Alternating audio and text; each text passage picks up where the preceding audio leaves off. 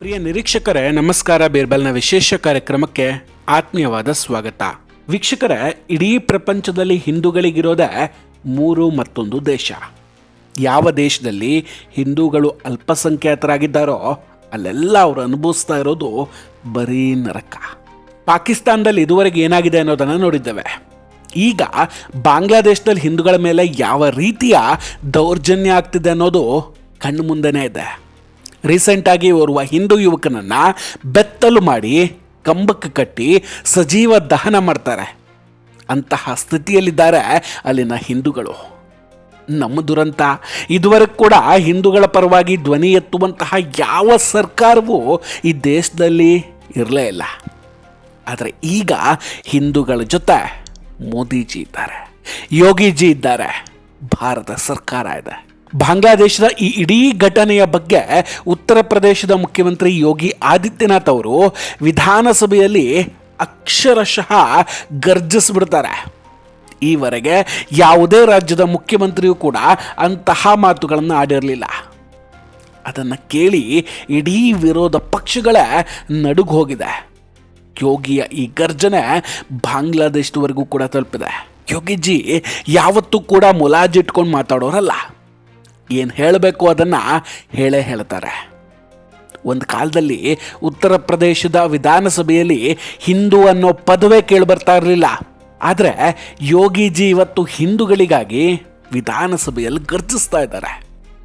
ವೀಕ್ಷಕರೇ, Israel Gaza ಪಟ್ಟಿ ಮೇಲೆ ದಾಳಿ ಮಾಡಿದಾಗ ಭಾರತದ ಎಷ್ಟೋ ಮನಸ್ಸುಗಳಿಗೆ ತುಂಬ ನೋವಾಗ್ಬಿಟ್ಟಿತ್ತು ಪಾಪ. ಸೋನಿಯಾ ಮೇಡಮ್ ಅವರು ಸರ್ಕಾರಕ್ಕೆ ಪತ್ರ ಕೂಡ ಬರೆದಿದ್ರು.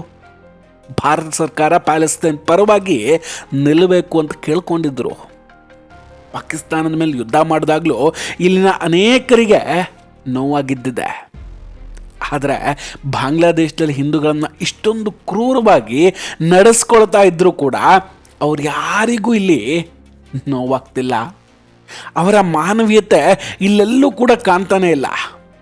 ಅವತ್ತು ಹಮಾಸ್ ಉಗ್ರರಿಗಾಗಿ ಕಣ್ಣೀರು ಹರಿಸಿದವ್ರ ಕಣ್ಣಲ್ಲಿ ಇವತ್ತು ಒಂದೇ ಒಂದು ಕಣ್ಣ ಹನಿ ಕೂಡ ಹಿಂದೂಗಳಿಗಾಗಿ ಬೀಳ್ತಾ ಇಲ್ಲ. ಇದೆಲ್ಲವನ್ನು ಇಟ್ಕೊಂಡು ಯೋಗಿಜಿ ವಿಪಕ್ಷಗಳ ಗ್ರಹಚಾರವನ್ನೇ ಬಿಡಿಸಿದ್ದಾರೆ. देखो, बांग्लादेश में एक दलित नौजवान को कैसे जला दिया गया है. आप लोग गाजा पट्टी में होने वाले किसी भी उस पर आंसू बहाते हैं, लेकिन आपकी जवान से एक शब्द नहीं निकल रहा है, क्योंकि एक दलित नौजवान मारा गया बांग्लादेश में, और उस नौजवान के मरने पर आपकी जवानी सिल चुकी है, क्योंकि आप उसको केवल वोट बैंक के रूप में इस्तेमाल करते हैं. ये राजनीति नहीं है पांडे जी, ये राजनीति नहीं है, ये वो सच्चाई है जो आपकी तुष्टीकरण की नीति है, जिसके कारण बांग्लादेश बना है. अगर बांग्लादेश पाकिस्तान नहीं बना होता, इस तरीके से हिंदू नहीं जलाया होता, और जलाता तो फिर उसकी क्या दुर्गति होती या वह भी जानता. ये सुरक्षा की गारंटी, वहां मारे जा रहे हैं हिंदू, आप लोग नहीं बोलेंगे.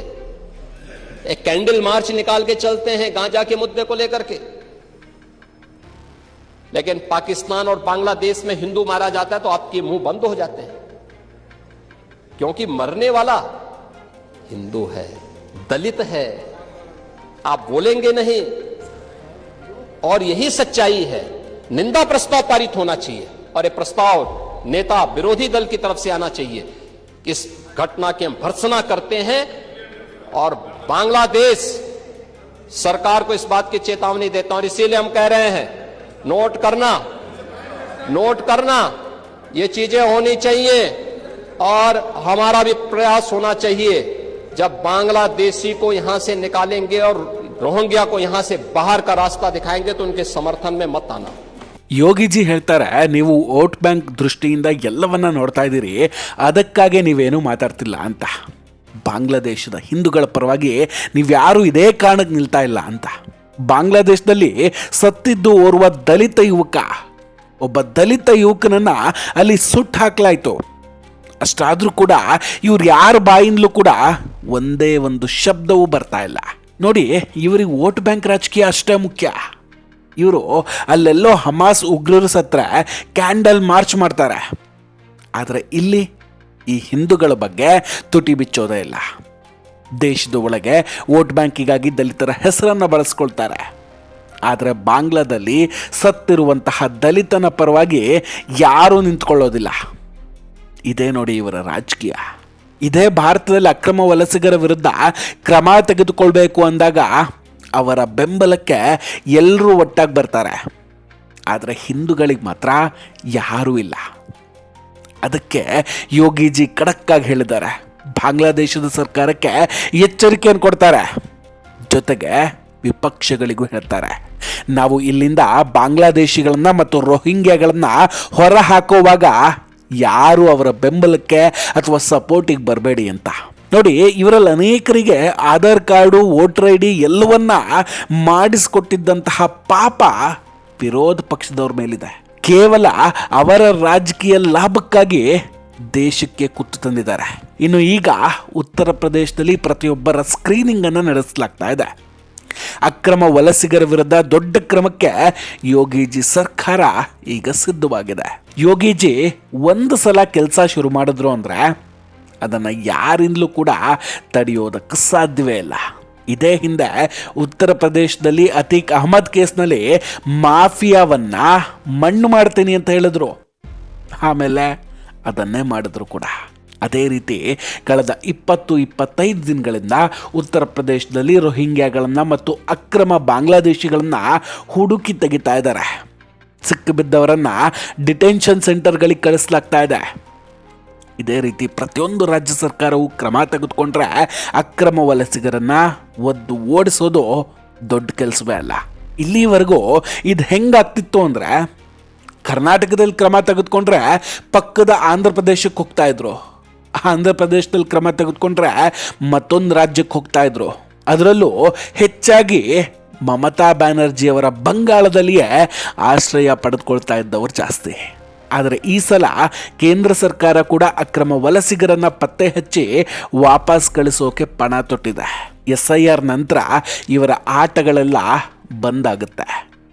ಅದು ಗೊತ್ತಾಗಿಯೇ SIR ವಿರುದ್ಧ ಅಷ್ಟೊಂದು ಪ್ರತಿಭಟನೆ ಕೂಡ ಮಾಡಿದ್ದು. ವೀಕ್ಷಕರ, ಇಲ್ಲಿ ಬೇಲಿಯೇ ಎದ್ದು ಹೊಲ ಮೇಯ್ತು ಅಂತಾರಲ್ಲ, ಹಂಗಾಗಿದೆ. ಈ ಅಕ್ರಮ ವಲಸಿಗರು ಇಲ್ಲಿ ಬಂದು ಸೇರ್ಕೊಳ್ಳೋದಕ್ಕೆ ಮುಖ್ಯ ಕಾರಣವೇ ಇಲ್ಲಿನ ಕೆಲ ಸರ್ಕಾರಿ ನೌಕರರು ಅಂದ್ರೂ ತಪ್ಪಾಗಲ್ಲ. ಇಲ್ದಿದ್ದರೆ ಅವರಿಗೆ ಇಷ್ಟು ಸಲೀಸಾಗಿ Aadhaar card, voter I D ಇದೆಲ್ಲ ಹೇಗೆ ಸಿಗೋಕ್ಕೆ ಸಾಧ್ಯ? ಉತ್ತರ ಪ್ರದೇಶದಲ್ಲಂತೂ ಹೇಗಾಗ್ತಿದೆ ಅಂದರೆ, ಗುತ್ತಿಗೆದಾರರು ಇವರನ್ನು ಉಳಿಸ್ಕೊಳ್ಳೋದಕ್ಕೆ ಒಂದಷ್ಟು ಜಾಗವನ್ನು ಕೊಡ್ತಾರೆ. ನಂತರ ಅವರನ್ನು ಕಸಾಯುವ ಕೆಲಸದಿಂದ ಹಿಡಿದು ಮನೆ ಕೆಲಸ ಮತ್ತೊಂದು ಇನ್ನೊಂದು ಅಂತ ಕೊಡಿಸ್ತಾರೆ. ಅದಕ್ಕೆ ಪ್ರತಿಯಾಗಿ ಅವರಿಂದ ಪಾಲನ್ನು ಪಡಿತಾರೆ. ಯಾರಿಗಾದರೂ ಅನುಮಾನ ಬಂದು ಕೇಳಿದ್ರೆ ನಾವು ಅಸ್ಸಾಂ ಅಥವಾ ಬಂಗಾಳದವರು ಅಂತ ಸುಳ್ಳು ಹೇಳ್ತಾರೆ.